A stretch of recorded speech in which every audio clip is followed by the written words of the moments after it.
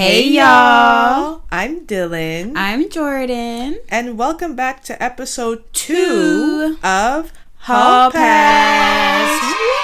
Let's go. Y'all, we are back again. Did you miss us? We missed you guys. We really did. Missed you. We really did. But before we get into anything, I'm sure we're waiting for us to address the elephant in the room, which is I hear my people, but I don't see my people. Like, where the fuck are Where y'all the fuck at? are we? Where thought are y'all we? were our visual podcast. What's going on? Y'all might be looking around the room like, are we hiding somewhere? No, okay.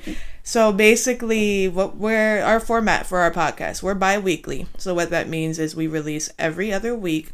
Always look for us every other Monday morning. Monday morning. Every other Monday morning. Sometimes Monday early afternoon. Okay, but mainly Monday mornings. We aim for mornings, y'all. We aim for mornings. We strive for greatness. But yeah, so we're bi-weekly, and also with our bi-weekly schedule, we are bi-weekly visual and audio. So what that means is bi-visual, guys. So what that means is 1 week we will release an episode audio and visual, of course, and then that following release will be just audio. Yes. And it will go back and forth like that. So basically every month you can expect 2 visual episodes and 2 just audio episodes. Right. Okay. So that's going to be our format. If you guys miss seeing our faces, let us know. Go over to our social media, guys. I mean, we're all over that. We're going to be posting. All over. Look, we had a talk the other day, and we're like, we're going to post. We're going to start pushing out a lot of content. We need to feed you guys more. We don't want to starve you. That's not what I want, okay? And not especially this time of year. No. We need y'all. Look, the plates need to be full. It's the time of the year to eat, okay? So we're going to feed you. That. We're going to feed y'all with content. Excuse me, not comment. Comments coming soon. Hold on. And y'all need to comment too. Comment, subscribe. But anyway, yeah, so that's our format. Anywho, let's get into the updates on life, how we've been doing. Jordan, how have you been? We've been living life, you know. The doll is planning for her birthday in January. Okay. So we're getting some things underway in that sense. Outside of the 9 to 5, I don't really have too much to share. I do have a update for our listeners, mainly because we hinted towards our dedication to someone who motivated us to do this podcast, which was Wendy Williams. She really inspired us. We watched her show religiously, and I do have an update since we did, shout her out our first episode. Our update is that Wendy Williams is permanently incapacitated due to her dementia.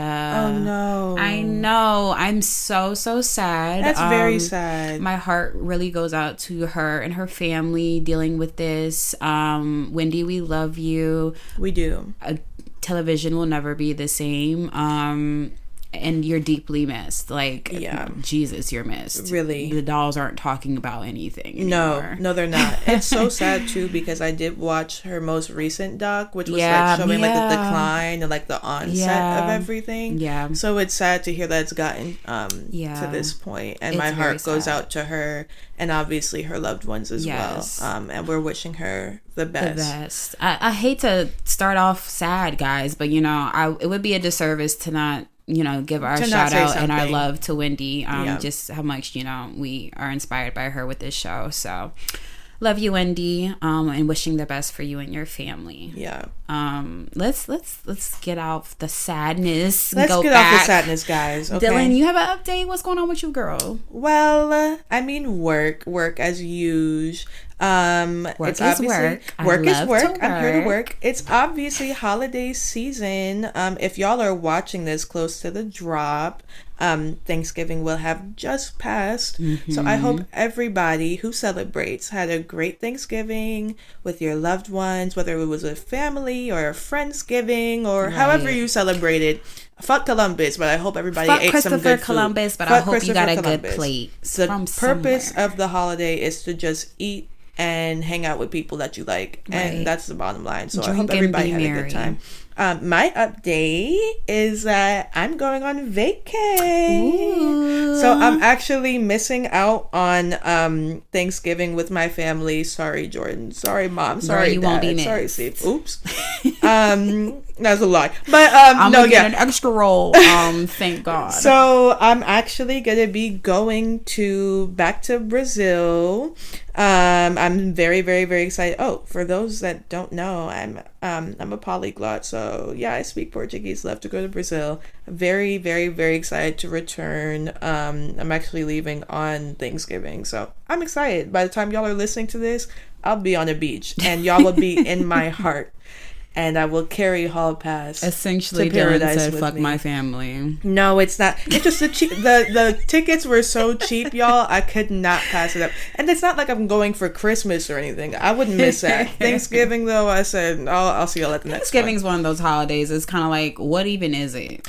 Honestly, like, you can eat good food anywhere. Right. Even though I love my family throws down. We be that throwing shit. Like, down, y'all. Know that, okay? So I will miss the food. However, there might still be fucking leftovers by the time I get back home. It's very true. I mean, I'm just saying. Anywho, that's our Honestly, update. God forbid. God you know, forbid. after about 2 days of After Thanksgiving, it gets to be too much. I'm done. And then you're Please stuck wrap it eating up. leftovers for like a week. Wrap it and the it fuck gets up. to be way too much. I don't want that shit no more. Just give it away, throw it out. I don't Yes, know. God. But yeah, guys, that's us. We hope y'all have been doing well since the last time we talked to you.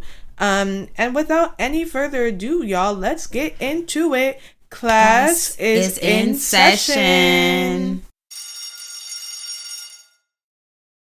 Hey y'all, so we are back with period 1 today. Woohoo!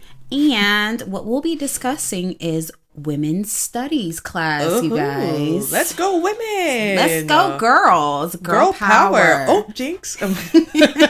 You owe me a soda. Oh. So today for women's studies, we will be discussing the Megan Thee Stallion documentary. Loves it. Yes. So we recently watched that about a week ago. We also, guys, you can watch Megan Thee Stallion's biodoc on Amazon Prime. What's it called? It is titled In Her Words. In Her Words. In right, Her right. Words. Okay. Yes.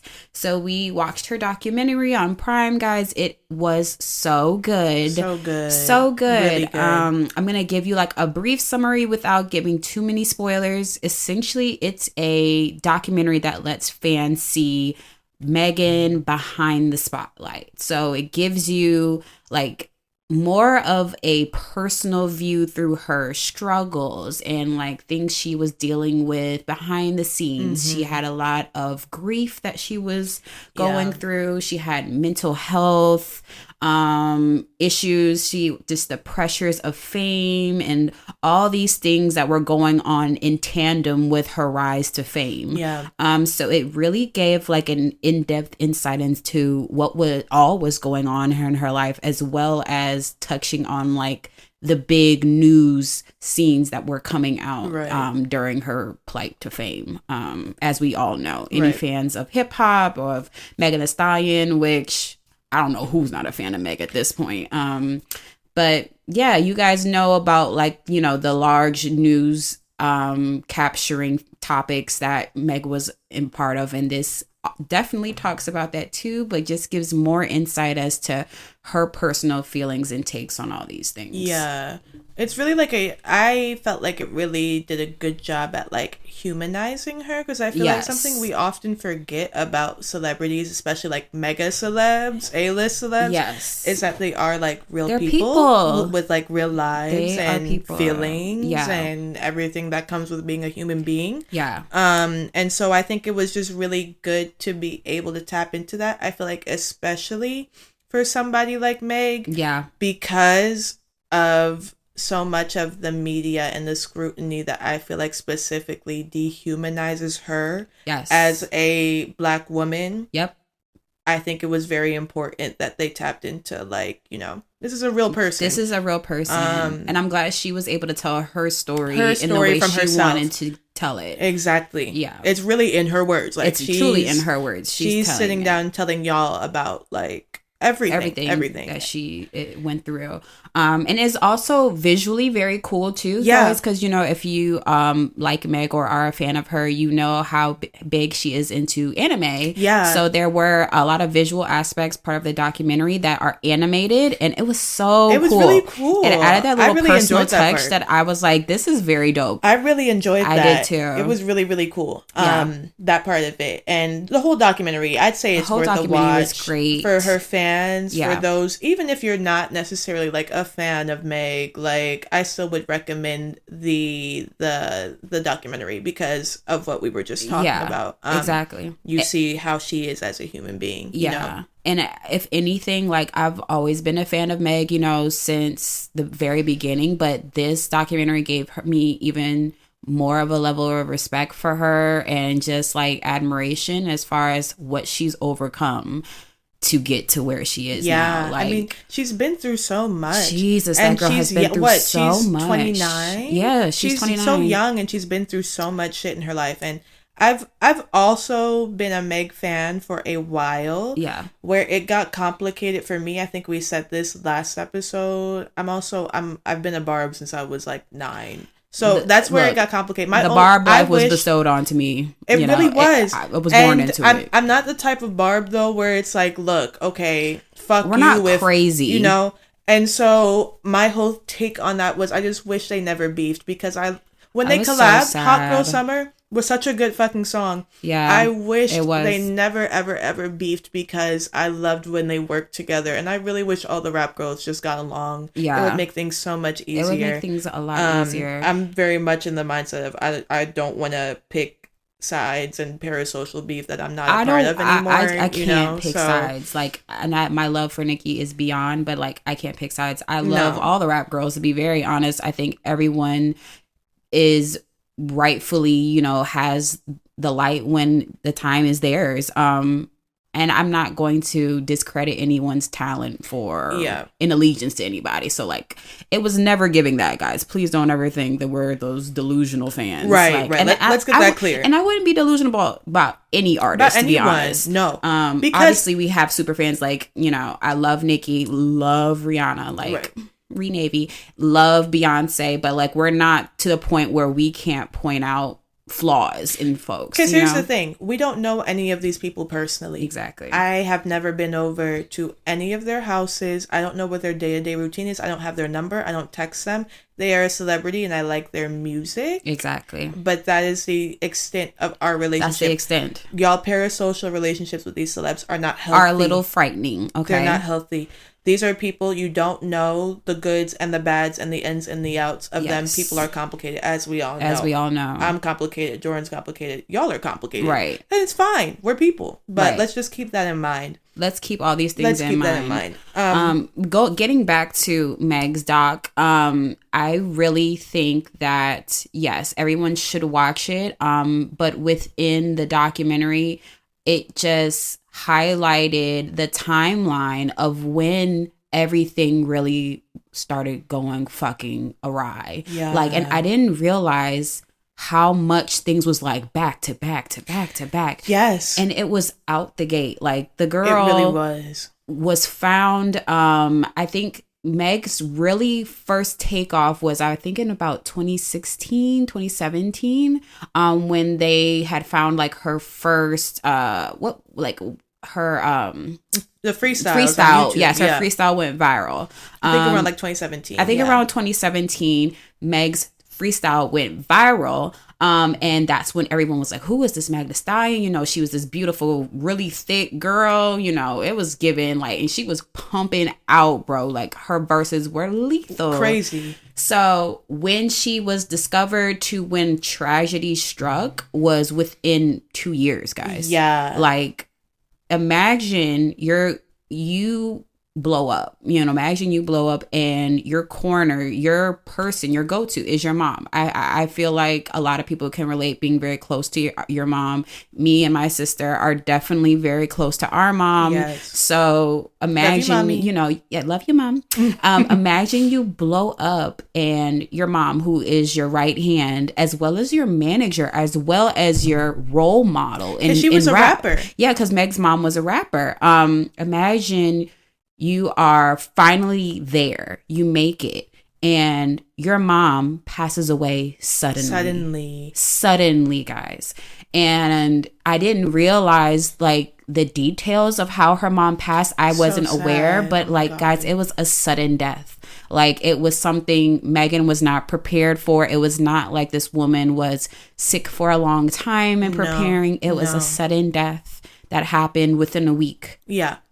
It was like her mom went to the hospital and then never came back. And I can't imagine going through that and that being your only parent left. Yeah, because her father passed away young. I think she said like she was in the ninth grade. Yeah, when her she father was a passed kid. Away. She was a kid. She was already left. I think at this point she's 23, 24 when her mom passed away. I cannot imagine. And especially I think she talked about in the doc too, having to make that decision because I think her mom, unfortunately, after suffering various things in the hospital, ended up going brain dead. She had to make that decision. She had to make the decision of whether or not I pulled the plug on my own mom. I can't imagine going through something like that.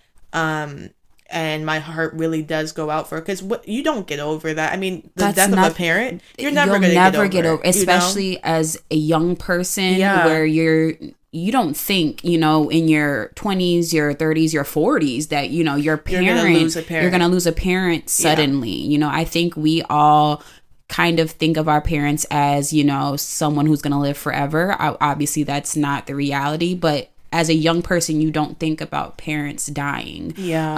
So I can't imagine how this rocked her world. And I think we saw really intimate feelings as far as like what that did for her. And she still carried on, y'all. She still did. She did it in honor of her mom. She was saying like her mom my mom would want her. this. Like she would want me to keep going, keep pushing, keep doing music. Because she had finally arrived and she knew that to honor her mom, the best way that she knew how to was to do everything that her mom was preparing her to do up until that point. And I think it was like right before her mom passed was when like Big Ol' Freak and everything came out. And then her mom passed and literally like very soon afterwards she was nominated for her first like award, like a BET award. So it was really her mom passed away and then her career skyrocketed happened immediately after. So we're talking like 2019. As soon as one parent passes, her career skyrockets. She's seeing all of this success. And you don't have anybody, and she's an only child. You don't have anybody that knows you and loves you unconditionally like that you can turn back to and say like, hey, what do you think about this or anything. And outside of Megan's mom being her manager, she's also her mom, like going through the motions of life, like asking questions that just, a daughter wants to ask her mom.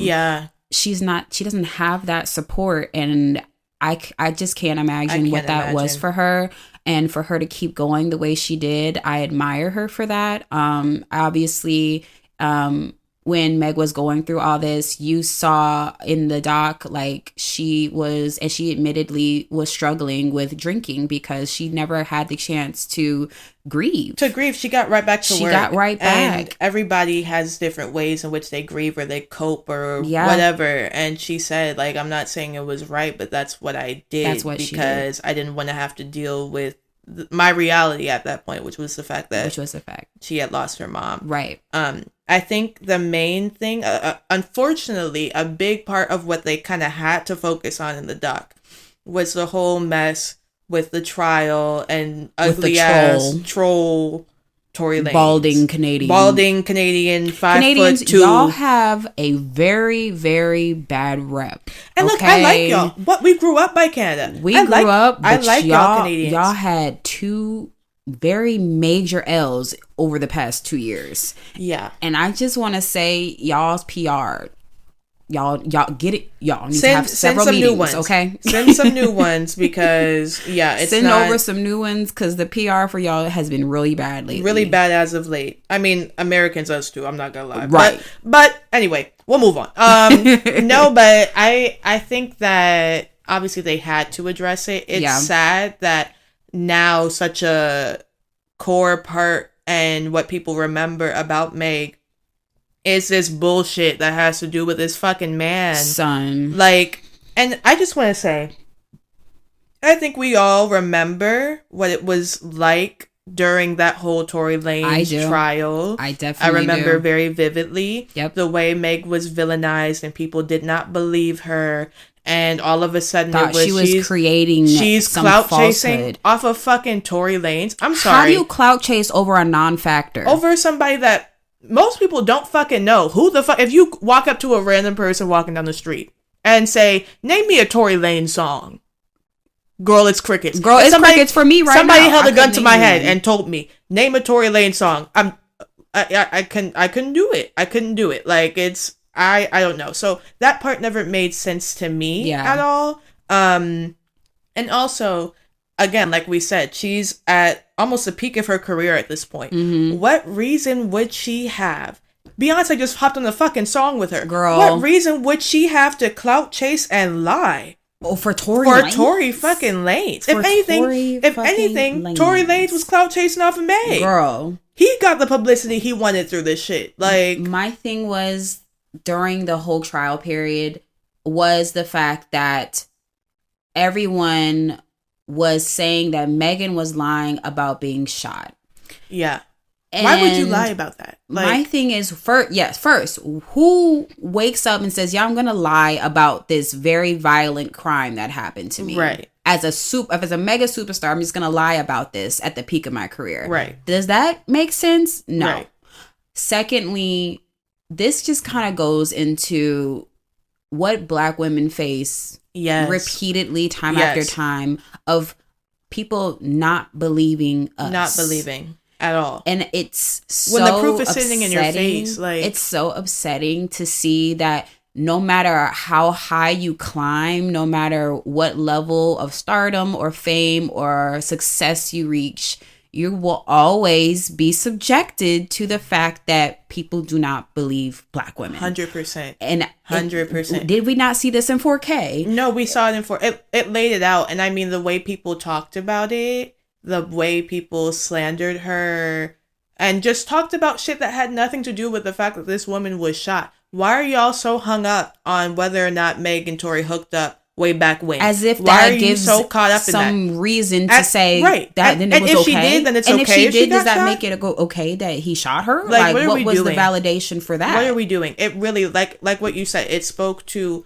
how people treat women, period, but especially Black women. And any Black women listening to this, I'm sure that you know exactly what the fuck we're talking about. You knew it. Yeah. Like, it's just, I mean, it's insane. And it was sickening. It's sickening. And everybody who wanted to roll their comments back after the fucking fact revealed the truth of the matter, which was that the nigga did fucking shoot her. Like, you can choke. Keep it. Keep the apology. You can choke on a sandpaper dick, to be honest. You showed your true colors. I wouldn't, girl. I wouldn't spit on you if you were on fire type Truly, shit. Like you can miss me with all that fake bullshit. Stupid. That everybody came back. Oh, I'm sorry. You know what? I misjudged Meg. What the fuck are you talking about? And one last thing I do think that we should talk about really quick is the whole thing with Kelsey. For those of y'all that don't know, Kelsey was Meg's best friend. I think they had known each other since something like 2013. They had known each other for a long time. So they knew each other for a long time. Like, Kelsey knew Meg's mom. I'm pretty sure they were high school friends. Yeah, they had been friends for forever. Knew Meg before the fame type shit. Yes. And she brought her along as her best friend. And it was after her mom passed, she was leaning on Kelsey as kind of you're the one of the last people. You see this in the doc too. We're not trying to give too many spoilers, but you see it in the doc. You see Meg puts clips in as far as how close her and Kelsey were. They were best friends. They were best friends. Megan pretty much also considered her a sister at this point. She was one of the few people in her life who knew a lot of personal things about Megan. Yeah. And it wasn't somebody that just came from it wasn't just some random person, no. And seeing their friendship collapse over a fucking man. Here's my thing, guys. Because we all saw this play out in real time during the trial. My whole thing is because let's just give the overarching. Basically, Kelsey was in the car when everything happened, when Meg got shot. She was a witness. She saw it all happen. She saw it. She, like, right after the shooting, Meg is in the hospital. Tori gets out of jail and calls her and is like, oh, and they play this clip. Y'all can Google the clip. You can look on YouTube. It's readily available. It's also in the doc too, guys. It's in the doc. Basically, he's like, oh, I know she'll probably never talk. Admitting that he did the shit. She'll probably never talk to me again. I was just so drunk. But anyway, thank you for helping me out. Talking to Kelsey. Thank you for helping me out. And basically, I'm sorry, record scratch. That. And then Meg also said in the doc, like, a couple days afterwards, Kelsey had told her that she had met up with Tori and they talked and he offered her money to help her out with her business. What the fuck are we talking about? I'm sorry. What are we talking about? I'm sorry. Freeze fucking frame. What the fuck do you mean you're having private meetings with the man who shot your best friend? Are you your best fucking nuts? Friend? Are you dumb? Like, are you nuts? And then come to find out that she was like, oh, the reason why I haven't said that, yeah, Tori shot Meg or whatever is because you slept with him and you knew that I was with him or liked him or I was sleeping with him or whatever the fuck the case was. Here's what I'm going to say, y'all. I'm going to break it down like this. I am not saying that if Kelsey had a crush on Tori, was dating Tori, was sleeping with Tori, whatever their case was, that it was right for Meg to do that. I'm not saying that was right. However, this man just shot your best friend. She could have died type shit. Like, had he aimed higher, she could have lost her life. I don't give a fuck what petty shit is going on at that point. If that's your best friend of years, you put that shit to the side. We can talk about that later. We can hash that out later. Because, yeah, I'm upset about that. But at the end of the day, you're in the hospital. This man almost killed you. I'm going to look past the bullshit and be there for my fucking friend. At least, even if I'm like, look, Meg, I don't appreciate that. Maybe I need to take a step back. I'm going to speak out in support of you and say, look, this did happen. I witnessed it. I saw it happen. You know? I feel very similarly. I'm just kind of like, I'm sorry, no man could break apart my friendship, my sisterhood that I have with someone that I love. I couldn't allow that. So knowing that Kelsey allowed a man to come between her and her best friend, first of all, a man that was not her boyfriend. Wasn't her boyfriend. That was not her husband. No. It was a man that was community dick. Literally. Community dick at that point that you found out that your best friend also slept with. Again, to reiterate what Dylan said earlier, was that okay for Meg to have done? No, but even in the doc, it seems very suspicious how that even fucking happened. Yeah. Because Megan mentioned that they had hooked up a night where she was inebriated. She was like, I was really fucking drunk and we had sex. Me or whatever. She was like, he kept catching me when I was drunk as fuck. Which, does like, that not sound predatory? Sirens and red flags. Sirens, police are here. Like, what the fuck are you talking about? It very much seems like taking advantage of someone who was drunk. Yeah, 100%. And couldn't say anything at the time. That part gave me the skeeves. That part creeped me out really bad. But that aside, like, understanding that your best friend slept with the guy that you slept with, liked, yes, that fucking sucks. Yes, that was shitty of Meg as a friend to do. But that is a conversation to be had at another time. That is separate from a violent crime that took place. It was neither the time nor the place. It was not the time nor the place. And the fact that she allowed something that minute to completely alter someone's reality, someone's life, and she was being dragged on a global stage. I know that the trial happened in the US, low-key a crime. She did because she got on the stand and said, "Oh, I don't remember." Yep. Yes, girl, you were in the car. You were in the car, and they have you on the jail phone. They have your phone call. Yep. Where you were like, "Yeah, that was crazy. I can't believe you did that." You remembered then what happened. It was nuts, y'all. Nuts. That girl is going to hell in a handbasket, okay? I wish nothing but bad things on her. And please keep me far, far, far away from that type of fucking friend. Are you that kidding would me? ever let something that disgusting happen and allow a lie to be and they built turn their off back. and turn your back. It's actually off insane. something that could have been talked about. Even if y'all didn't end up best friends anymore, that's fine. But that just, yeah, guys. Anyway, Meg is thriving. Meg is thriving. So Meg is thriving. That documentary was fantastic. It gave us so much insight into her life. If you are interested or have ever been interested in the details of her rise to fame, the details of the news articles that came out through, like, you know, her climb, please check out this documentary. It's such a good documentary. It's on Amazon Prime. Again, it's called In Her Words. So I highly recommend it to you all. And we are going to wrap up our women's studies class. And on that note, class is dismissed. Bye.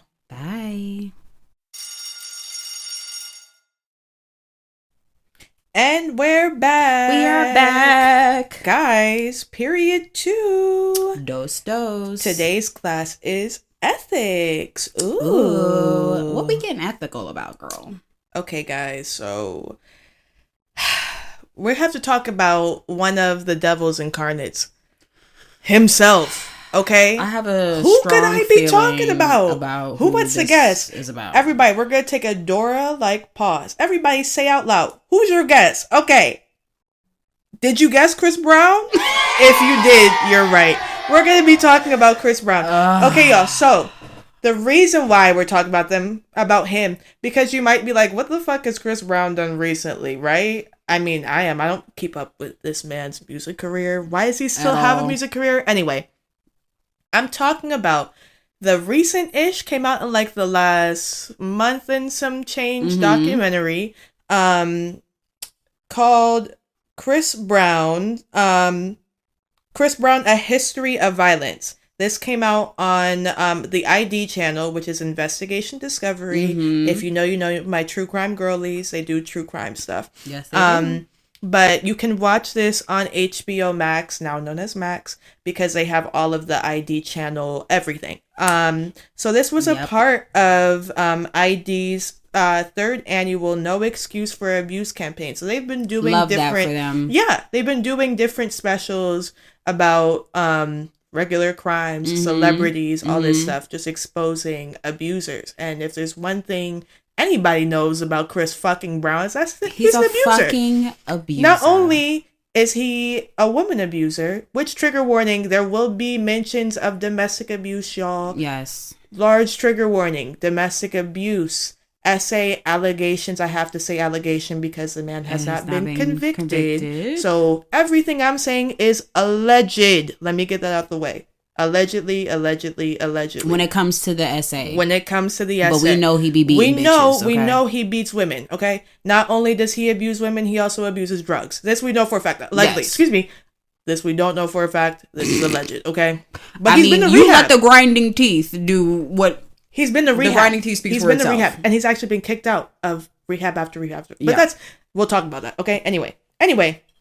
So this documentary came out, I want to say...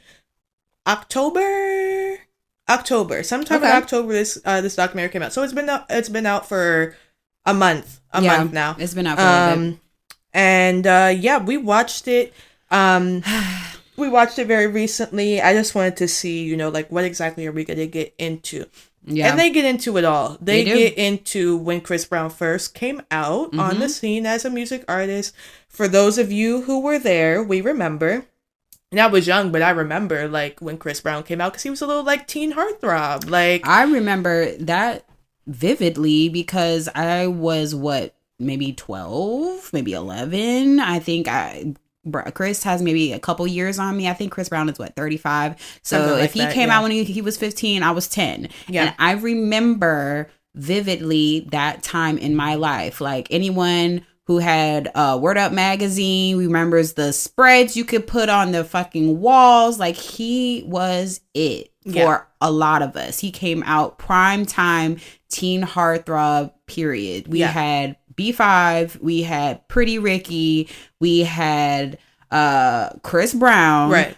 We had groups, we had icons and idols, and he was one of them. And he was one of them in the beginning. He was. We're talking like 2006. Yep.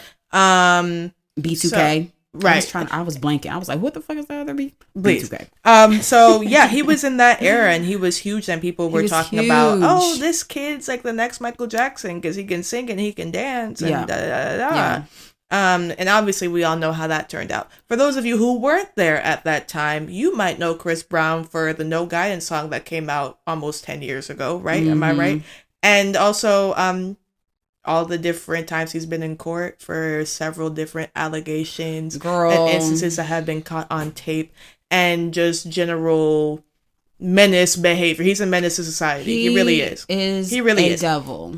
And also his like diehard fan base, which baffles the fuck out of me. It really does. How people can stand by when somebody, how many people, that's my thing to the general public, how many people does it take to come out against a celebrity for people to fucking believe? Endless. For y'all to believe. Infinite. At this time, we have how many examples of huge celebs who went through decades of fucking abuse. Reminiscent of R. Kelly. Of R. Kelly, of Bill Cosby, of Harvey Weinstein, the list goes on and on. Of these powerful men with status who get away with abusing people just because nobody cares and nobody wants to listen to people. Again, no one cares about women at the end of the day. No one cares about women. I mean, he's also assaulted men. That's the thing. Assaulted as in physically assaulted. As in like them. Beat them up or attempted to put his hands on someone. Yes. And so the documentary basically gets into it all. It touches on all of the major cases, and it also features a recent Jane Doe who filed a lawsuit against Chris Brown, I want to say in 2022, alleging, trigger warning, a sexual assault from Chris Brown. Yes. And so she actually speaks on the documentary. Obviously, we don't get to see her to protect her identity, but she is blurred out and speaks on that whole situation that happened. It's worth a watch. Anybody who considers themselves a fan of this man, pull up the documentary. And I'm getting really sick and tired of people, because I just randomly was like, oh, when I was looking up, how to present this to y'all, went on TikTok just to Google and see like, oh, what are people saying about this doc?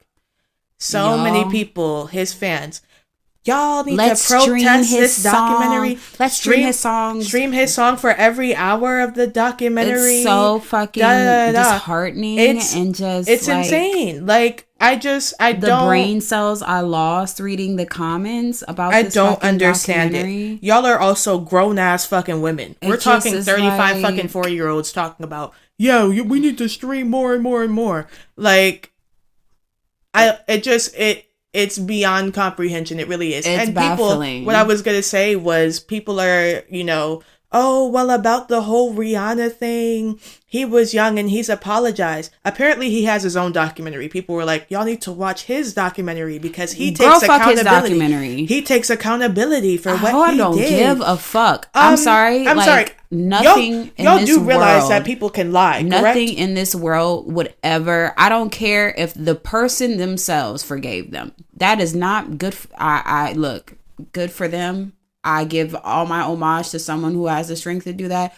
I personally don't fucking have to. I don't need, and I'm not getting past it, and I don't care. And it's very hard for me to fathom that someone has any kind of genuine apology or genuine shame that he did this to a woman whose beat up face is tattooed on him.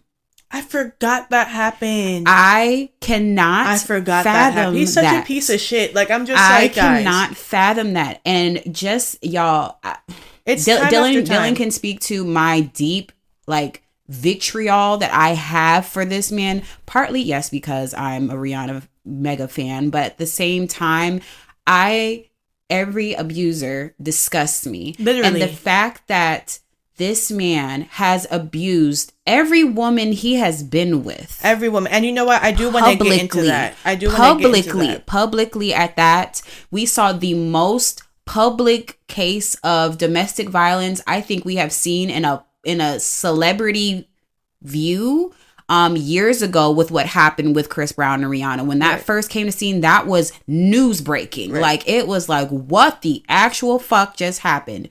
Her face beat up was plastered everywhere. And that alone disgusted me. People often talk about like, oh, well, Rihanna forgave him. Rihanna got back with him. What we also have to understand, guys, is, I mean, anybody who has either experienced a toxic and or abusive relationship or has read about, you know, the psychology behind people within a toxic or abusive relationship knows that it's very hard to leave even when, you know, there are things in place to stop people from seeing each other, because there was a restraining order put in place before they got back together. Also, Rihanna has admitted that she grew up in an abusive household where her father beat her mother. Right. And, you know, seeing things like that it desensitizes you as a person, and it normalizes behavior. And what does that tell? What to expect from a partner. Right. What would that reinforce for her to her expectations and love? Yeah. I also want to say, she talked about that when she spoke with Oprah too. When she had that interview a while ago, she spoke on how that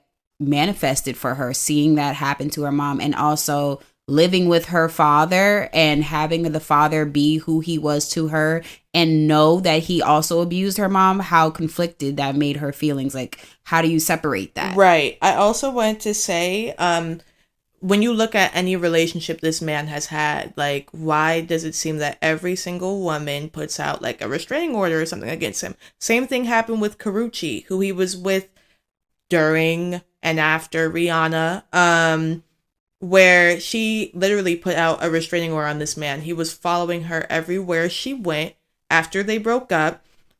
Put out that whole song where he was like, where he yells out Karrueche. Like, what? Like, he's insane. There's literally a paparazzi video of him.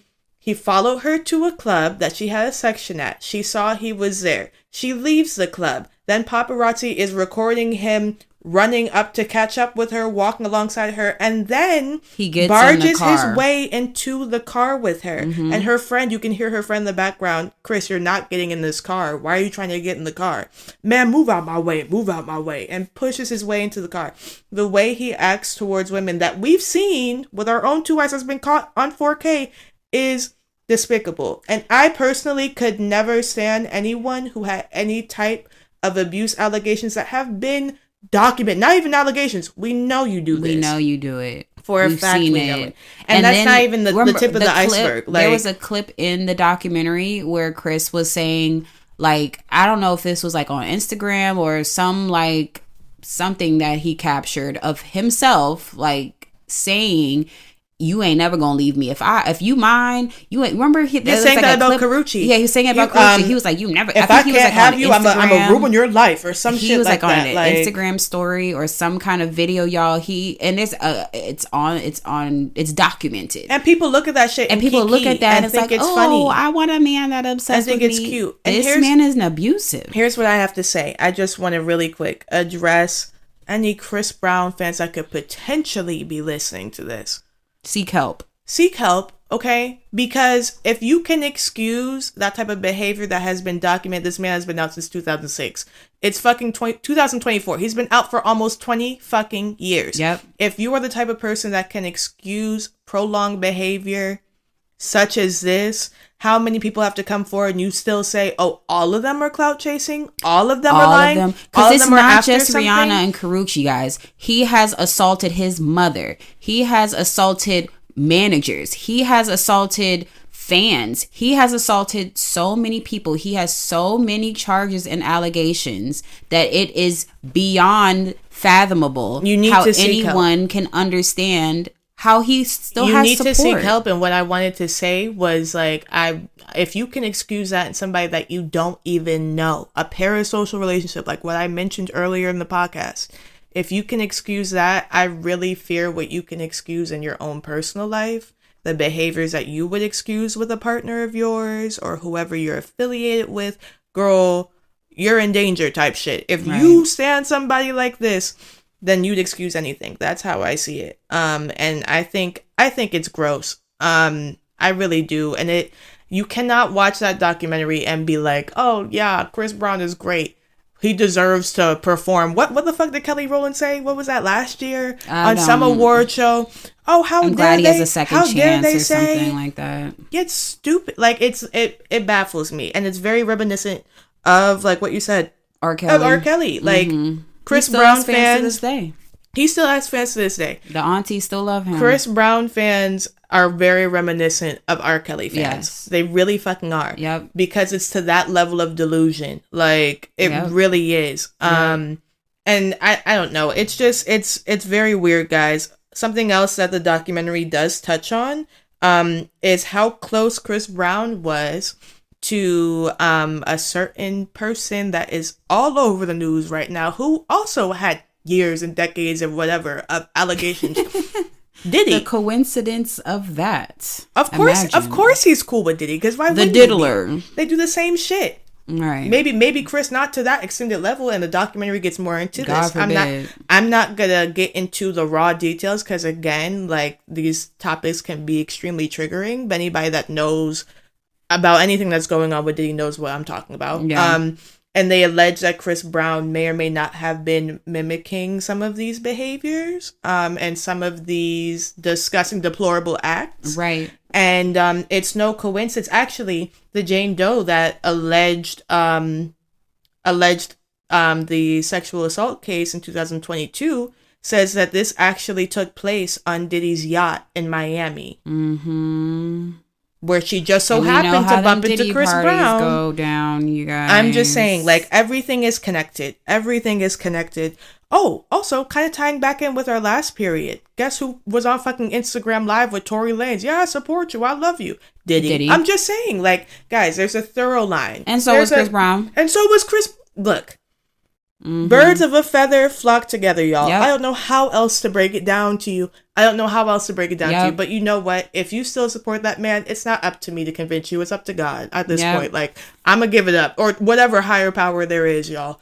I can't convince you. Clearly, the laws can't convince you. So, whatever, girl. I mean, just kind of like... whatever floats your boat. Y'all, I swear, I watched this documentary. It was a hate watch for me. Yeah. I watched it simply for content and getting information as far as what this documentary had to offer. I'm glad that it was created. It's important that they made it, and put it out there and really spelled out. Absolutely. The years, they put a whole timeline on it, guys. The years and years and years of allegations and documented cases and times where this man went to court and broke probations and broke restraining orders and did this and the third. And he's still doing it to this day, probably, allegedly.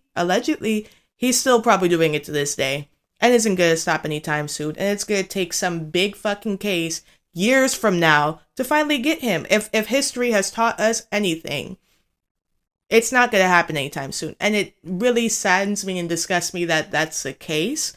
But like I said, you look at somebody like R. Kelly, somebody like Diddy, somebody like Weinstein, and it's the same story over and over and over and over and over and over. Of how many legions of people need to come forward and say he did it until something happens. Like, I don't know. If you want more information on this, guys, watch the documentary. It very well might be very hard to watch for some folks who have huge those trigger triggers. Huge trigger warning. But I'm very glad that they made it, to put the information out there, to label him for what the monster that he really is. And to give more awareness as to how deep this shit gets. It is not just, the major celebrity news articles that we see. This man has a history of violence. So, if you are interested, please go watch the documentary. It's on HBO Max, guys. On Max. Please go stream. Go on Max. Again, if you look up Chris Brown on Max, it'll pop up. But yeah, on that note, we'll just say class is dismissed. And fuck Chris Brown.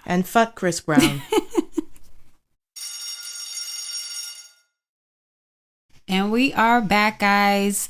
We are here with period 3. And for period 3 today, we have journalism. So for journalism, we will be discussing none other than the connector of all things evil. That is P. Diddy. Large booing ensues, guys. And I think we are finding a common theme to almost every period we've had today. At some point, it all connects fucking to Diddy. Isn't that interesting? Isn't that fucking funny? What do we know about Diddy? Diddy is currently in jail. He's going down, guys. His empire is crumbling as Diddy is facing how many counts at this point? The man has, I think, 3 count indictment right now. Like, he is going down. He's plummeting. He's going down a ball of fire. For as far as I know, he has 3 counts that are going against him. One for racketeering, one for sex trafficking, and I think the other is by like transportation to engage in prostitution. Okay. All things are terrible for him though. Right. And all allegations are surfacing as far as what people have been saying since the dawn of time, it seems to me. I mean, at this point, since the 90s, that's 30 plus years? Since prior to my birth, and I was born in 94, guys. So this has been going on since the late 80s, early 90s, as far as the Diddy allegations. Right. The man has never been good. I don't know what else is to say about it. No. But we are going to bring some breaking news as far as where the case is at this point. Should we do a trigger warning before? Do we need a trigger warning? I don't think we need a trigger warning as far as the news. And, you know, as we go into talking about Diddy, we definitely will. Okay. But as far as if you guys have been keeping up with what's been going on in his case, guys, as of this week, Diddy has been accused of breaking prison rules by contacting witnesses from prison. Yeah. I will repeat that, y'all. He has been contacting eyewitnesses from prison. Prosecutors have been saying that he's been using prisoner phone accounts like other prisoners. Like, he's been using their phone lines and using 3-way calls to speak to people who have not been approved on the contact list. Those individuals being key eyewitnesses to those counts that he is being charged for. Put him underneath. What the fuck? Put him underneath the prison at this Bury point. him underneath the prison. It's insane. What gives him the right to think that he can do this? He thinks he's untouchable. I mean, he thinks he's untouchable because he has gone, like we said, 30 plus years at this point without being touched. Yeah. So, I mean, look. Didn't they also say something? I saw something, this might have been last week or 2 weeks ago. Mm-hmm. I want to say like last week. That there was actually a win as far as defense and Diddy's team goes regarding that, right? There was a win. So apparently Diddy actually scored a big legal win last Tuesday after a judge revealed that he would not consider evidence that was obtained through a raid of Diddy's jail cell. So they did a random raid, and Diddy was one of the cells that were raided. And when they raided his cell, they found documents, letters that Diddy had written that had raised alarm bells as far as very intimate details providing to his family and to his legal team as far as who to contact on the outside to silence them. Wow. And this really sounds like the mob. Like, this is giving very much like mob behavior. And I don't know how the judge came to finalize and say that they're not going to that those documents will not be admissible in court. I don't know how we got there. A lot of people are conspiring and saying this judge has been paid off. I mean, look, I'm not. Look, I don't put it past. We all know Diddy is a mega millionaire, if not a billionaire. Billionaire. He's a billionaire. So I mean, that's not without question. I mean, look, I'm not a lawyer. I'm not a judge. I'm not going to say that is what happened. But would I be shocked? It's something that happened. I would not be shocked. I would not be since fucking the shocked. dawn of the legal system, people have been getting bribed. Okay. I mean, how else did he get on these people's call books? Tell me, you're in prison, and P. Diddy unfortunately comes up and says, "Imagine you get a collect call. You're receiving a collect call from Diddy. Like, like, or like you're in prison and he comes up and is like, dude, I'll give you $50K if you let me three-way call somebody off of your account type of shit. Of course he's going to utilize it. Of and that's course. what he's doing. And that's what he's doing. I would not be surprised if he paid off a judge to be able to allow this to happen. Like, this is just the injustice. We know he's good for a payout. We know he's good for it, and allegedly. He's been doing it. Okay, allegedly. We have to say allegedly in this section. Allegedly. The man has not been convicted. The man has not been convicted. Everything we say is alleged. Minus the indictments. The indictments. That's happening. That happened. Y'all can Google that. Okay. Yeah, look, there's court docs for that.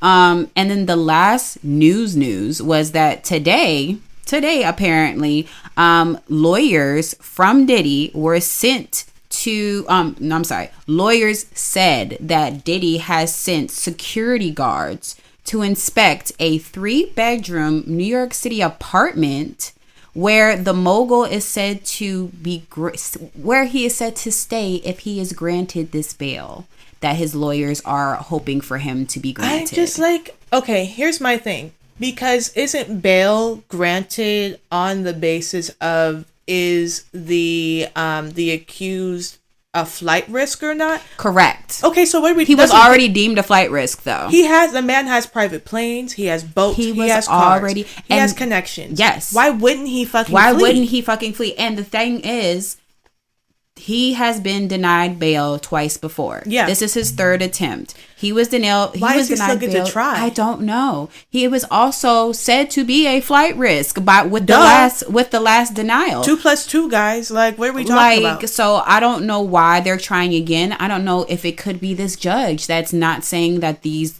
court docs are allowed in court. Maybe they're gonna try again with him. I don't know. It could be the judge. I think also, as we said, Diddy has hella fucking money. Yep. He can buy the best that defense and lawyers have to offer, and I'm sure they're working every single angle they can do to try to get him off as leniently as possible. I don't know, y'all, but they are trying again, and I think we will get for sure ruling either by Thanksgiving or the Monday after. Really? But, yeah. On the bail. On the bail. Okay. That his actual that is not until these May. Are all court proceedings. These are all court proceedings before the actual trial. Yeah. His actual trial is for May of next year. Okay. But this is to see. We'll find out. I think by next week if his bail will be denied or not. So if he got it, he would be out till May of next year. Yes. If he got it, fucked. Y'all, do you understand? This is terrible. Can anybody say Russell Simmons? Can anybody say Russell Simmons? I don't even know.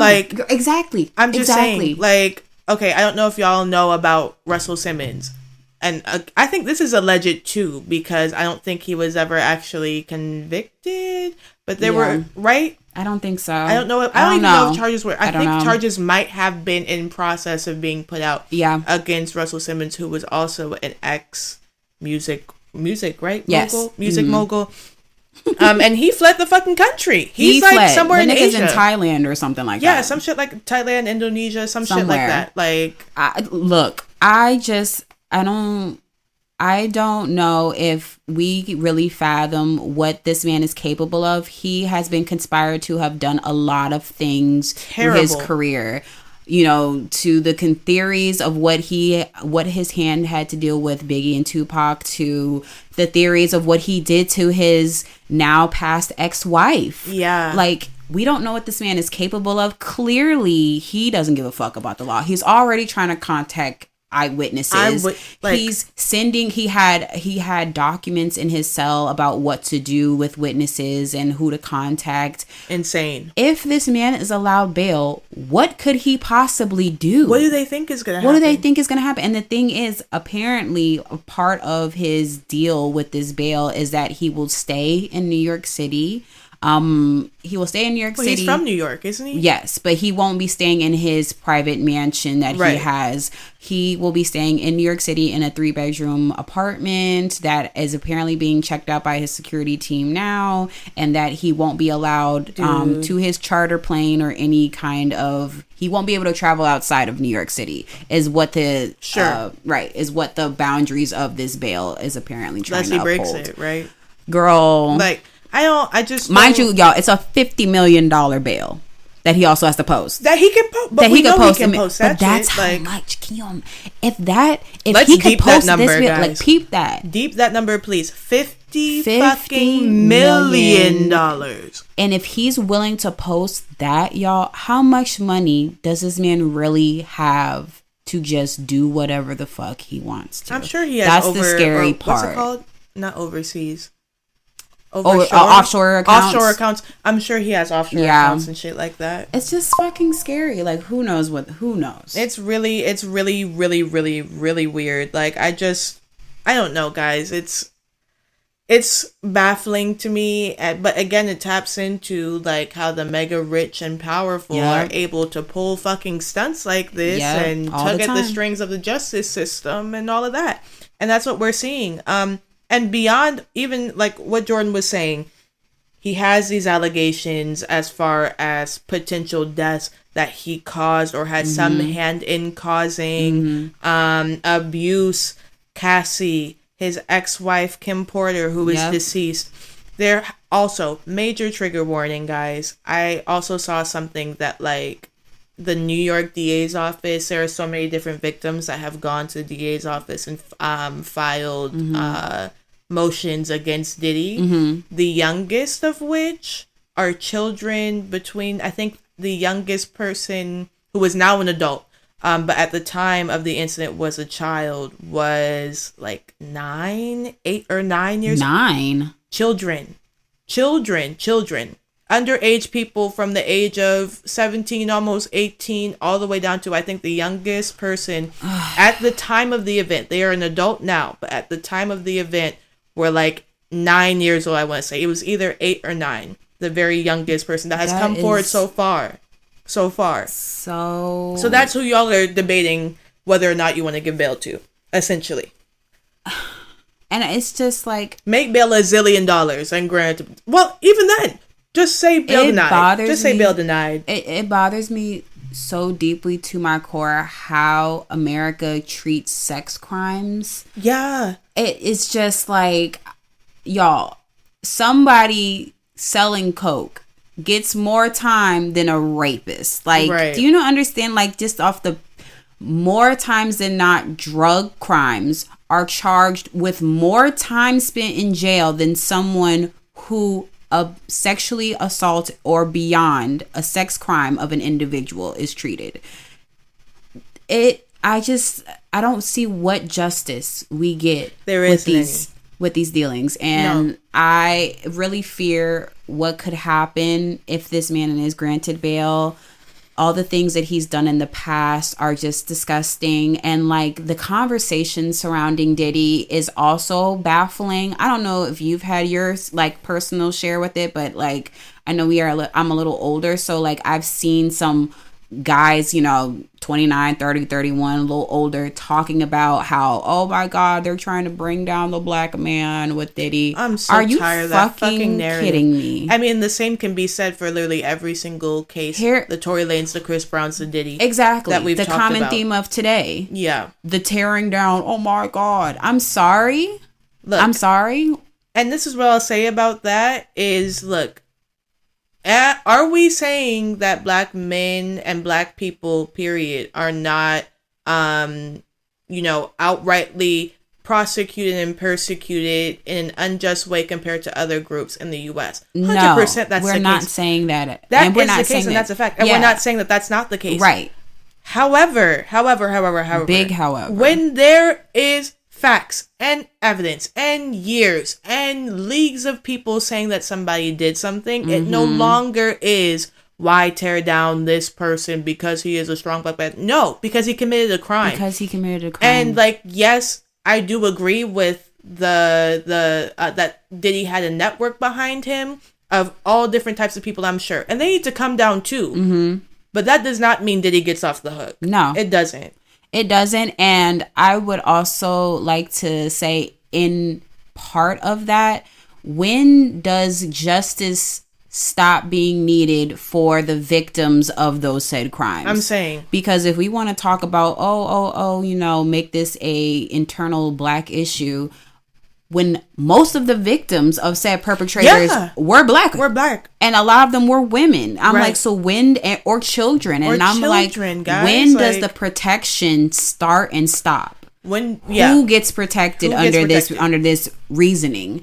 And misogyny is at the core of every fucking thing we talked about, misogyny and misogynoir are at the core of everything. It's just reiterated in various ways how people don't care about women, and people don't care about children, and people don't care about violence caused and perpetrated by men to women and children. As long as they're rich and powerful and you can look up to them in that way, I guess it's all okay, right? Like, pretty much. I don't know what is from the election to this. I don't know what. There's a clear theme. There's a clear theme in what is seen as righteous and what is seen as okay in this country. And I think you did mention earlier, like, oh, I don't know how it's viewed, like, within, like, I guess Gen Z versus, like, millennials on the whole. I can say that, like, a lot of what I've seen from people like my age and around my age, people that are also Gen Z, a lot of people are making, like, jokes about Diddy, or like, I've seen ain't no party like a Diddy party, or like, you gotta tell Diddy no, or and just making light of a situation that in reality is not fucking funny at all. It's extremely serious. Right. Like, the most serious shit you can talk about, like shit that should make your skin crawl. Why?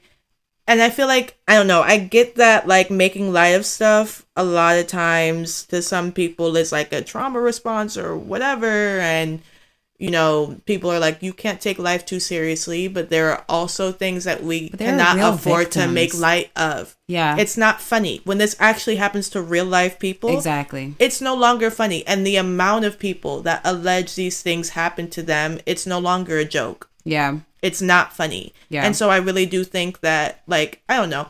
Again, massive trigger warning. If y'all want to look into any of these, like, actual allegations and the things that are typed out and what people are alleging, it's terrible. I don't know if anybody's read it. It's terrible. And enter at your own risk if you do decide to look into that. At your own risk, y'all. Because it'll make your skin crawl. It's nothing to take lightly. That's all I have to say. But yeah, that's what I've been seeing from people around my age about it. I've seen the jokes as well. I've seen the misogyny and hate of women take over, and it just be like a whole we should hear his perspective, or y'all are trying to break down. What's there to say? What is there to say? Hear his perspective on the fucking stand, dude. What? Like, what are we talking about? And I'm just like, if he decides to testify, what else needs to happen? I think you mentioned it earlier. Like, what else? How many more victims? What new evidence? What new break has to happen before we see justice? What new thing has to happen before people believe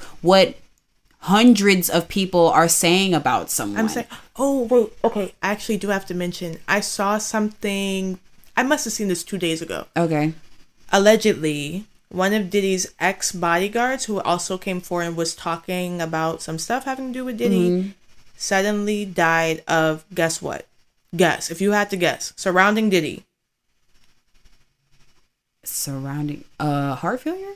Pneumonia. Now, if anybody knows, isn't that what Kim Porter died from? So many people around Diddy that were not murdered have suddenly died at a young age from pneumonia. Allegedly, this just happened with some ex-bodyguard of Diddy within the past couple days. Literally. Dead of pneumonia. Isn't that what Kim Porter also That's what Kim Porter allegedly died from. That's what almost got Al B. Sure. Yep. That's what got person after person after Andre Harrell. Person after person after person. I'm not saying that has to do, again, allegedly, this is just a theory people have put forward. I'm not saying it's the case, but it's getting fucking sinister. It is very fucking sinister out there. We will be obviously staying in tune with the news and any new dealings with this case. For sure. But if you guys want to read up on it, please do. Obviously, like, please do it delicately. We know this can be very triggering information for a lot of our listeners and viewers. So We want you to stay informed, but at your discretion. And with that, guys, we're gonna wrap up this dirty, nasty ass niggas. Let's run away. Period class. We're gonna wrap this fucking class. Journalism, it's been fun. We definitely need this information, and it's good to talk about. But we're gonna wrap journalism today. And with that, guys, class is dismissed. And we're back. Hey. Hey, It's y'all. Hall Pass. Did you guys get the clue? It was a clue for our next period. Anyway, period 4, guys. We're going into music class. And hey. Can you guess what we're going to talk about? I'm trying to give you guys a hint. Okay. Drum roll. Drum roll, guys. Crickets. Okay. We're talking about Kendrick Lamar's newest surprise drop, GNX, the album. Mustard. I'm gonna assume everybody has streamed or at least heard at least like a couple songs of the. I mean, all of the songs are charting. The entire album is charting. The whole album is charting, y'all. What, he dropped it today's. What is today? Today is Wednesday. We're recording on Wednesday. Y'all heard this on Monday. Yeah. So he just dropped Sunday. I want to say no. Monday. Saturday. Friday. Saturday. Ooh. Oh. Let's fact check real quick. I'll fact check. He dropped. Oh, November 20th. No. Yeah. November 22nd. He did. Okay. So that was. Oh, last Friday. Last Friday he dropped. Yep. And it was a surprise. He literally dropped a trailer and then 30 minutes later dropped the album. Yep. And very obviously, Beyonce of him. Very Beyonce of him. Obviously, people have been looking for knowing Kendrick was going to drop an album after, the year that he's had, Super Bowl coming up, Not Like Us, and all of the diss records back and forth with Drake. Really not back and forth, more so Kendrick stepping on his neck. Slaughtering. Murder. Well, let me not say that. But yeah, so GNX came out this past Friday, November 22nd. GNX, for those that don't know, it is actually the name of a car. Yep. A car that came out in 1987, also the year Kendrick was born.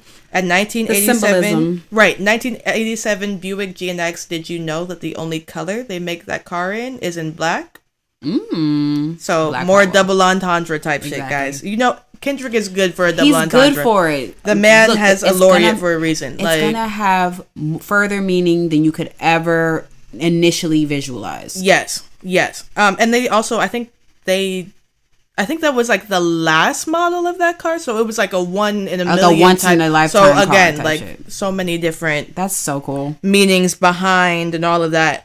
So basically, what we're gonna do in this period, guys, is go through the album, the track list, and then dive into the meanings of the songs and give y'all our faves off the album. Love that. And yeah, so let's get right into it. So the first song on the album is called Whacked Out Murals. Mm-hmm. And it's the intro to the album. It's the first song off of it. And basically the standout point of this track that everybody has been talking about, Kendrick addresses a lot of different things. Basically, he's like, yeah, look, at this point, fuck all of y'all type shit. I am the best. I definitely peeped how nobody but Nas, congratulated me for getting the Super Bowl. Yep. And all of y'all are haters. The line that people are talking about, I'm going to pull it up so I can say it specifically. The line that everybody is talking about. Kendrick says in the second verse, used to bump the Carter 3. I held my Rolly chain proud. Irony, I think my hard work let Lil Wayne down. Those of you who don't know what he's talking about, the Super Bowl this year is taking place in New Orleans. Mm-hmm. New Orleans is the birthplace of Lil Wayne. Lil Wayne, the artist who obviously all of the Carter albums are one Lil of Wayne hip-hop's albums. icons. One of hip-hop's icons. And there was a whole thing when it was announced that Kendrick was going to be the halftime performer where people were debating and mad that Lil Wayne was not the halftime performer and that it was Kendrick. This was a whole debate online. Debate, you guys. Huge debate. My personal opinion, why wouldn't it be Kendrick this year? Yeah. He had the biggest year. Let's be real. He had the biggest year. I'm sorry. Let's be real. To me, out of the rappers, he had the biggest year Let's this be real. year. Out of the male rappers, I'll say that. Yep. He took it this year. Yeah. Why wouldn't it be Kendrick? Also, I don't know if Jory you've seen or if any of y'all have seen a recent video of Lil Wayne performing. Not good. He's not the man he used to be. He's not who he used to be, you know, in various ways. And I just like, again, you guys, to be a Super Bowl performer, you have to either be icon status. And I'm not saying Lil Wayne isn't. He very much is in his own right. But you have to be legendary performer. Yeah. Not only artist, but performer. Okay. Yes. You can't just stand there. You can't just stand there. You have to perform. You're putting on a show that millions upon millions of people tune into across the globe. Not only do you have to be able to be a performer, but you have to be relevant. And I'm not saying Lil Wayne is not the icon he is. He very much is, and I love his music. But what has Lil Wayne done this year that is of prominence? I'm saying, like, unless I missed out on something big, and it's also not comparable. Like, no. Even if he did, I don't think any rap artist is comparing to the year that Kendrick had this year. No, I'm gonna be honest. Not male. I can't name it. I can't name it. So I can't either. Who would it not? Who else would it have been? Who else would it have been? Anyway, so that was the line that that Kendrick did, and people were saying, "Oh, it was a Lil Wayne diss." Mm-hmm. I personally did not really think it was a diss like that. I mean, like, yeah, he did say, "Okay, maybe my hard work let Lil Wayne down," but I think he more so meant it in the sense that my hard work got me this space in the halftime show. Mm-hmm. And Lil Wayne, you were screaming, crying, throwing up when it was announced, and kind of have been ever since. So I don't know. And then Lil Wayne got on Twitter and said something. Who cares? Lil Wayne, let's be clear about something. I really, really, really don't think you want to beef with Kendrick. No, I don't think you want that. And actually, I strongly advise Lil Wayne wearing a "Make America Great Again" hat. Let's not forget about that. So we'll just leave it. We'll just leave it there. Lil Wayne, just gonna leave it. Just pick and choose your battles wiser. Yeah, but Kendrick definitely stirred up some shit with that. He did. He was kind of calling out like a lot of the hypocrisy. Yeah, whacked out murals struggles. Because murals of, you know, other rappers and rap icons he looked up to falling down basically. Yeah.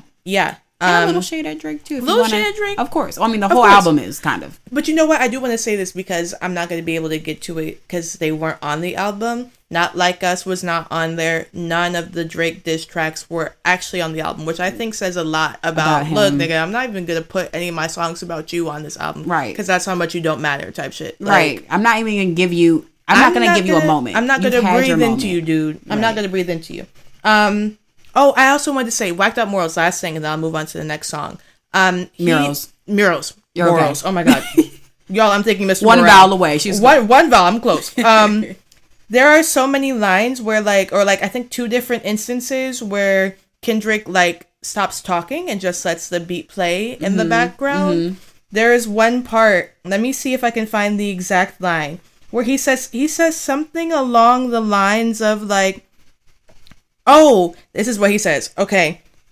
The line is, okay, fuck your hip hop. I watched the party just die. Niggas cackling about blank while all of y'all is on trial. Who do we think he's talking about? What was the last period, y'all? What were we just talking about?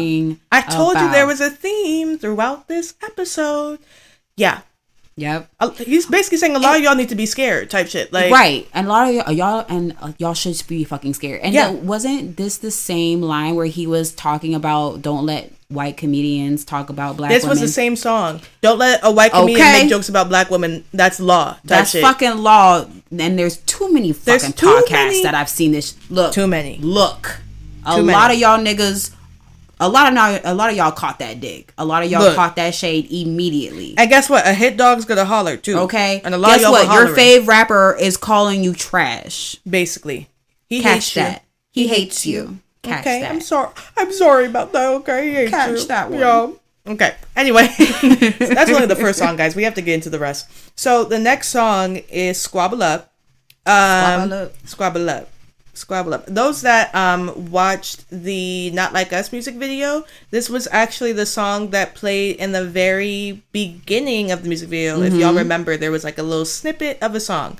This is Squabble Up. And this is actually the only song so far off of GNX that has a music video. Yes. Music video is really cool. Music video. Super cool. Love so many double entendres and so many things about the music video. Basically, symbolisms. Thank you. Mm-hmm. Basically, the music video is an ode to LA and LA culture and the different communities that make LA such a wonderful place. As well as hints about this album and the upcoming album, guys. People are saying that this is going to be a double album. People are saying this is like a prelude. This is a prelude. So people are theorizing this is going to be a part 2 in some type of way to GNX. Yes. There were so many symbolism, whatever, guys. You're close. Yeah, alluding to the fact that it's going to be a double album through the music video. So there were a couple of different things. One was at a certain point, there's like this big CD that's hanging down from the middle of the room, and it's a Nate Dogg. Mm-hmm. That album specifically was a double album from Nate Dogg. Yep. There's another scene where there's a guy in like a long hooded, like, I don't know what you would call it, but that outfit specifically is what Isaac Hayes wore on the cover of his double album. Oh, another allusion to a double album.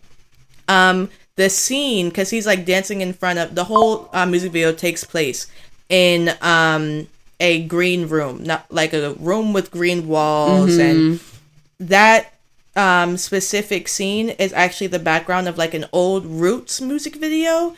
And the music video from the Roots, the song where that album is from, was a double album from the Roots. Damn. So that is so cool. So, I mean, like we said earlier, Kendrick is known for his double entendres. It's almost confirmed. There's going to be another part of the album. Yes. Anyway, about the song, Squabble Up is definitely like a West Coast party tune. Definitely. We're going to be hearing it every year. It's a hit. You're going to hear it. If you're on the West Coast, you probably already heard it if you went Probably. So it's definitely one of the party songs off the album.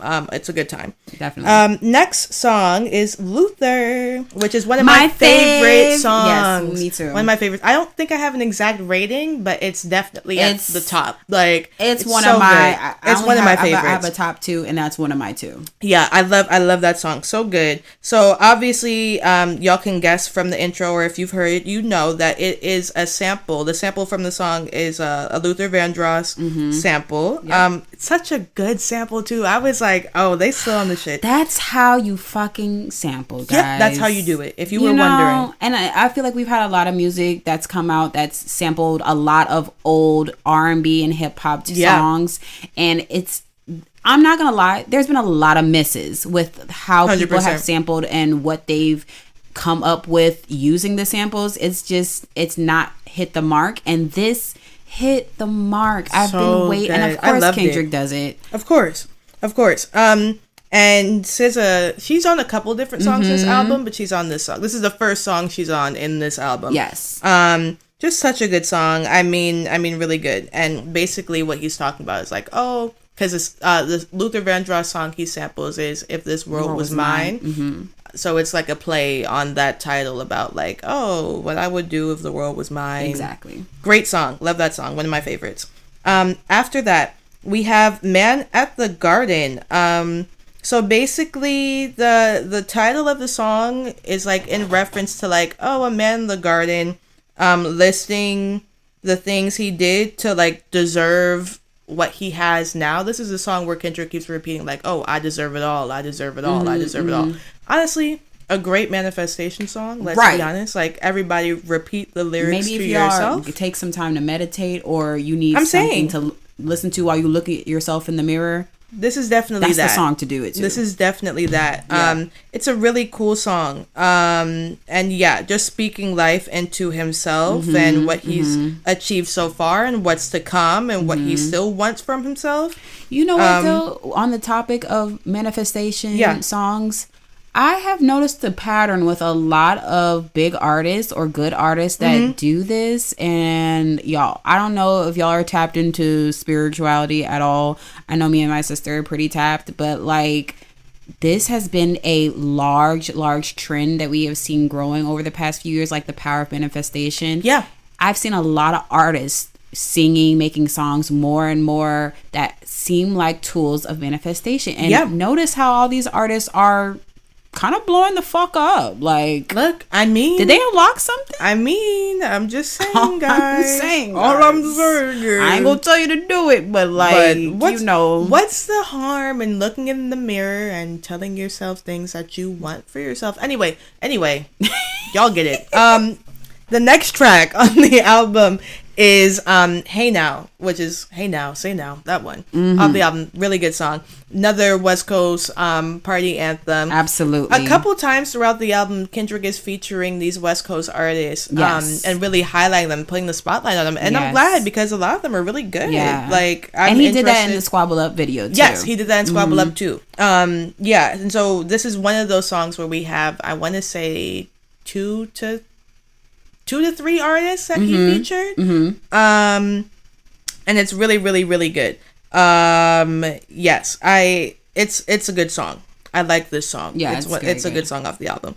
Now I have to get into this next song. I hate to rush past Hey Now, Say Now, but it's really good. Okay. Anyway, Reincarnated is the 6th song off the album. You guys, if we want to talk about deeper meaning and just the double entendres and the message and the lyricism and everything, this song is so good. So obviously the name Reincarnated, Kendrick opens up the song. I don't know if it is also a Tupac beat, but he's using Tupac's flow for like the first 2 verses down to a undeniably T, so. down to a T. And somebody also pointed out, remember when the whole Drake Kendrick shit was going on, and Drake used an AI Tupac to try to diss, people were like, look, Kendrick doesn't even need fucking AI. When have y'all heard somebody do a Tupac flow, but like not in a way of like I'm trying to be Tupac, but like I'm embodying Tupac. But it's the person you reincarnation think of as soon as the song. As soon as it started, I was like, oh shit! Like it's the whole theme of reincarnation. Yes, even in the flow. So yeah, and he says in the beginning like, oh, I did. Let me look and see. He said that he did some type of like spiritual whatever that tapped into like his past lives before, and then he goes into what these past lives were. So everyone cool, a musician. So cool. The first verse, I'm not sure exactly who he's talking about. Oh, it is a Tupac sample. The beat is a Tupac sample. Okay. The first verse is about an artist called John Lee Hooker, who is a revolutionary R&B guitarist from Michigan. So an old R&B black artist who obviously paved the way. The second verse is about Billie Holiday. Yep. And then the third verse is about himself and his current life as Kendrick Lamar. And then he also basically has a conversation back and forth with God towards the end of the song. It's a really good song, guys. Like, he's just so deep, creative. Like, honestly, I've been listening to it over and over and over, and I keep finding things where it's like, oh, what's this? Well, what's this? Or what's this? So cool. You know what it kind of reminds me of? Not the song in itself, Dill, but do you remember? Oh my gosh.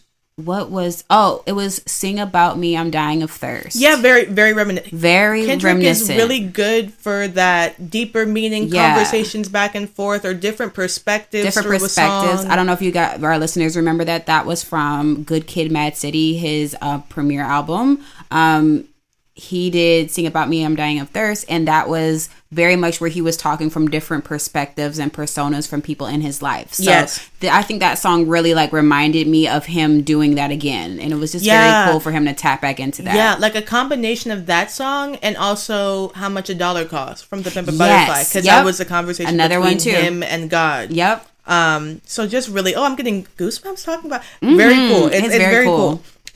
Okay, so the next song on the album is TV Off, which is definitely, I think, one of the most popular songs off the album so far. Yeah, it's pretty popular. That is where the iconic Mustard is on TBR. It's a really, really, really good song. Love DJ Mustard real bad. Right. This is also, I want to say this is also one of the ones where he features other West Coast artists, isn't it?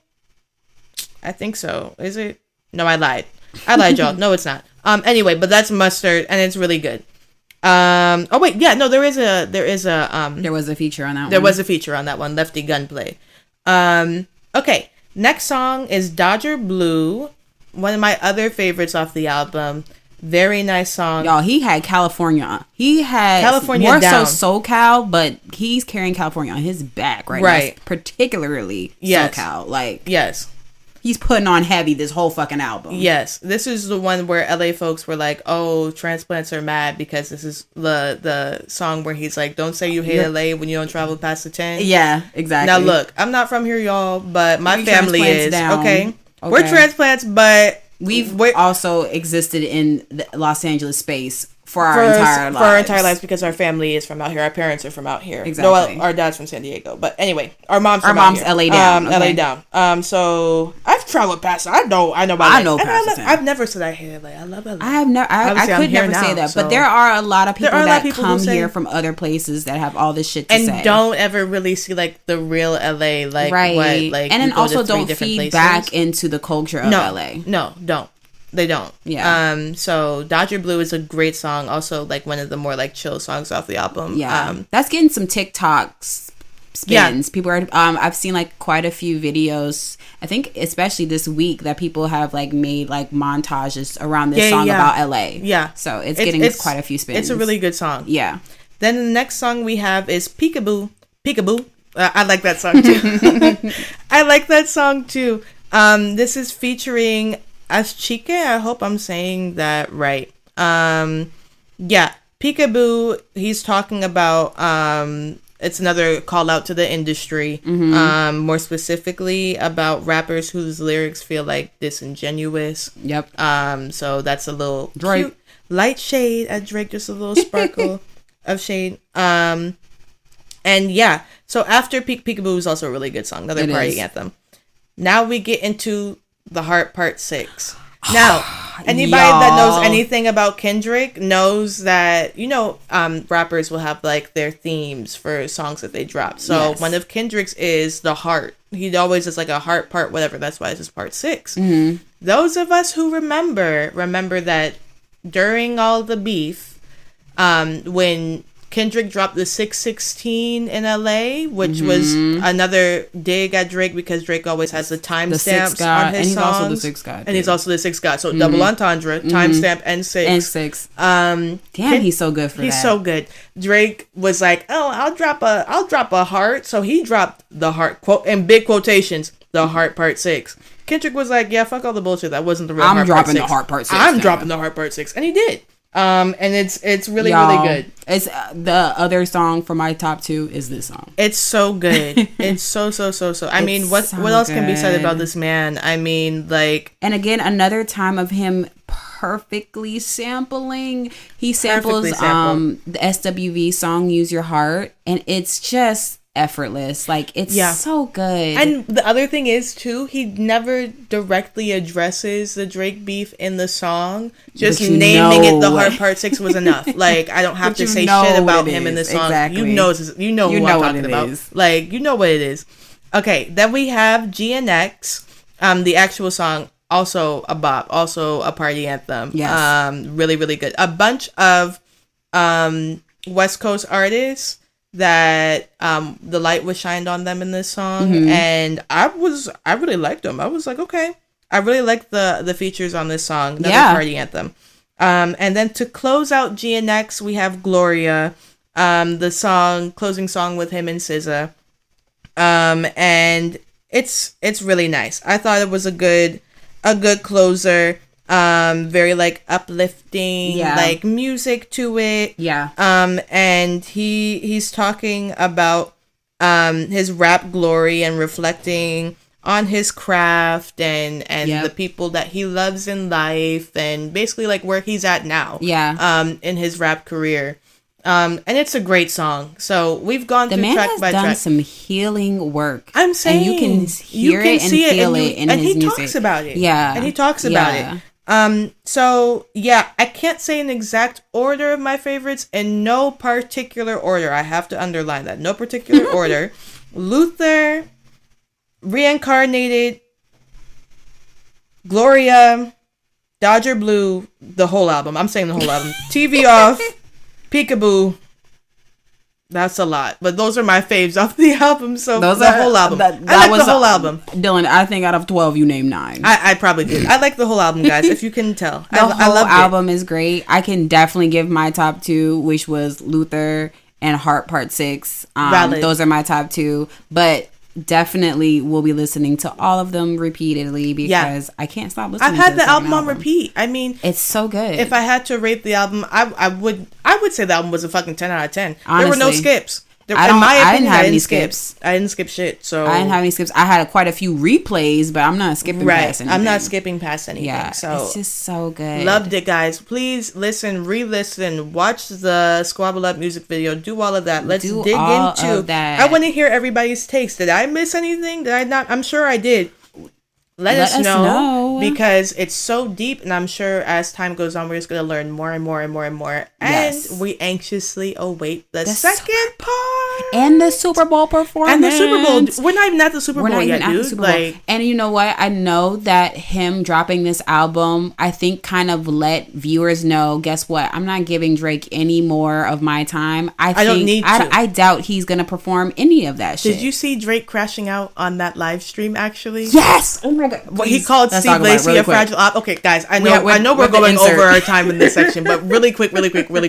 So, in the midst of all of this happening, Drake goes on some Australian guy's live stream and gambles as he does now, and also announces some tour in Australia, and it's just talking shit about The Weeknd, about Steve Lacy randomly, because a Steve Lacy song came on. A Steve Lacy song came on, and Drake is like, yeah, he's a fragile op.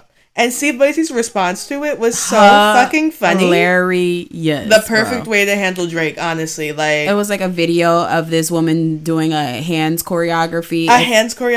If you're familiar, guys, it's a term in vogue where you are using your hands to perform. A hand performance, yeah. So he posted a video of this girl doing a hands performance. What song was he using from Kendrick? Was it Squabble Up? I think it might have been Squabble Up. It might have been. I don't know for sure. I don't know, but he posted that. Funny. And he posted this meme of an emoji, a blushing emoji tucking their hair behind their ear and blushing. He was like, "Who wanna be my fragile op?"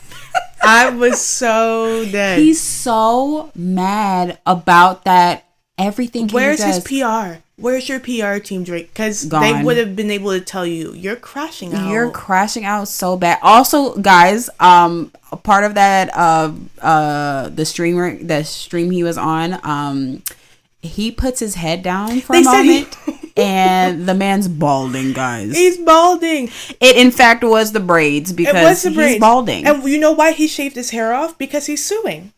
He's suing Universal Music Group because he's saying that they inflated Not Like Us numbers with bots, and so he's suing Universal. I did hear about that. That's why he cut his hair off. Oh, Drake. Wait, what? That one meme of the lady sitting on the couch. Oh, that's how I feel about Drake. You know what? It keeps replaying in my mind every time Drake does something else. Y'all remember SpongeBob with that one fish when SpongeBob was performing? This guy stinks. Yes, I can't. This man, and you know what? Actually, pathetic. We'll have to do a deep dive on Drake in a different episode. We will do a deep dive the rise and the fall. Tragic fucking fall, immediate drop off. Anyway, I've been rambling. We've been rambling. On that note, guys, look, the clock is past dismissal. Okay, look, class is dismissed. Go home. Go. Get your bags. And we are back, guys. We are at the end of the school day, so you already know what time it is. it's time to give you your homework assignment. Homework. But because we're your favorite teachers, you love homework, and we are actually going to give you double homework, guys. Because it's a holiday break. It's a holiday break. Of have course time. you get 2 assignments. Come on now. But these are assignments you love to do. You wait with bated breath every episode to get this homework assignment. Because they're so much fun. So much fun. So, for your first assignment, you are going to want to watch Blink Twice, directed by Zoe Kravitz. Yes, directorial debut, starring Channing Tatum. It is such a good movie, guys. Such a good movie. If you are a fan of thrillers, if you are a fan of drama and suspense, you are going to love this. And the reason why I'm recommending this movie in particular, outside of the fact that we just recently saw it, it is because it is very much on theme with a lot of the topics that we cover today, guys. Yes. Yeah. It is very much, without giving too much away, the movie covers the power dynamic between the rich and famous and those of regular everyday people. The abusive power. Abusive power, especially when it comes to men of power and women. So this movie covers that pretty thoroughly. There is a trigger warning at the beginning of the movie for anyone because it does cover a sensitive topic. Yes. So of course, watch with discretion. But guys, such a great movie. Good. Really. And yeah, I think you guys would enjoy it. Hopefully, let us know if you do. Leave us a comment and let us know about what your thoughts were. When you do, I want y'all to come back and tell us what you thought of the ending. That was my only critique. The ending was my only critique. That was my only critique. I was not a huge fan of how that ended. I thought it could have ended a lot better. But I've seen a lot of interpretations. We're not going to spoil anything. We're not going to spoil anything. We always say, we're not going to spoil anything spoiled, but we're really not going to. We promise. So, okay. You guys let us know what you think after watching and how you like that ending. Yeah. I would love to hear you guys' thoughts on that. And then lighthearted homework. Because we want to end on a good note. Because we want to give you guys something nice, like a good palate cleanser after that. Guys, I just saw Wicked this past weekend. It was so good, guys. I'm a musical girly though. Okay, not every single one, but I like a good musical. Down, y'all. Okay, this is a former Glee. Look, I was a Glee. Call y'all a Gleek. But here the musicals I like musicals with an actual storyline where there's dialogue. But I do love Les Mis, even though Les Mis is all singing. Like there's the dialogue is in the sing. Anyway, you have to have a storyline, right? Those of you who know Wicked know that Wicked is so fucking good. And I have been looking forward to this movie since they announced it. Guys, I will say I was not disappointed. It lived up to my expectations and honestly a little bit above. I'm so happy with how they did it. And I'm happy to say that this is just part 1 this year. So where the actual stage play, if any of y'all have seen the stage play, right when it goes to intermission is where part 1 ends. So around this time next year, we will have part 2 that picks up from where the last one left off.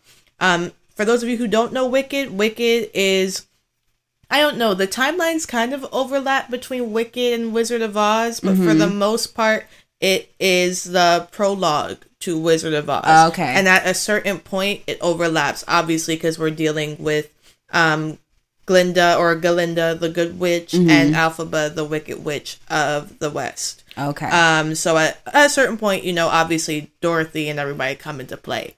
Right. But that's not who the main characters are in Wicked. It's about the 2 witches, specifically Elphaba. Cynthia Erivo and Ariana Grande did amazing jobs. I was so pleased. I had a feeling that it was going to be good. Literally, I have no complaints. I would go see it 2, 3, 4 more times. It was that good. It was that, I haven't seen it yet, you guys, but I will be seeing it post Thanksgiving dinner. Yes, it's a perfect thing to go see post Thanksgiving or during the holidays when you're with your friends, your family, your loved ones. Perfect thing to go see.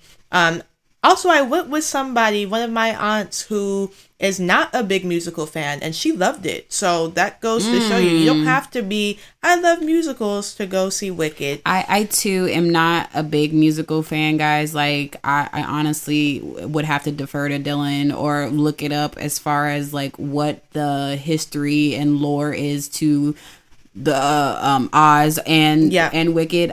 So I would not say I am a huge musical fan, but I have been swayed to go and see this movie. You have to. Shout outs to my mom. Yeah, she's my musical partner in crime. Shout out to mommy. No, but it's so good. I definitely recommend. That's your other homework, guys. Go do it. Go do it. Go do it.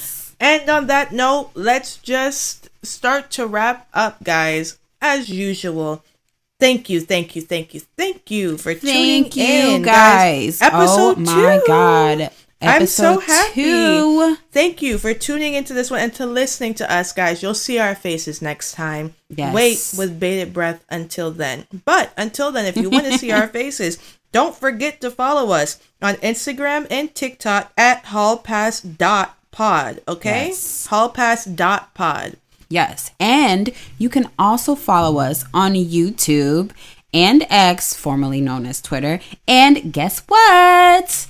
Drum roll. We also have a Blue Sky. Yay, because fuck Elon Musk, okay? Fuck Elon. Fuck you. So you can actually follow us on all 3, YouTube, Twitter, and Blue Sky at Hall Pass Pod. Yes, I think we'll eventually transition to just We will be Blue eventually Sky. transitioning just to Blue Sky, but in the in-between, while people are still stuck in limbo, we'll be on both. Yes, and don't forget, guys, you can stream our podcast on Spotify, Apple Podcasts, YouTube Music, and Amazon Music. Yes. And until next time, where you'll be able to lay your eyes on us, and I wish I could lay my eyes on our you. Faces. Guys, we'll see you next time. Bye, guys. Bye.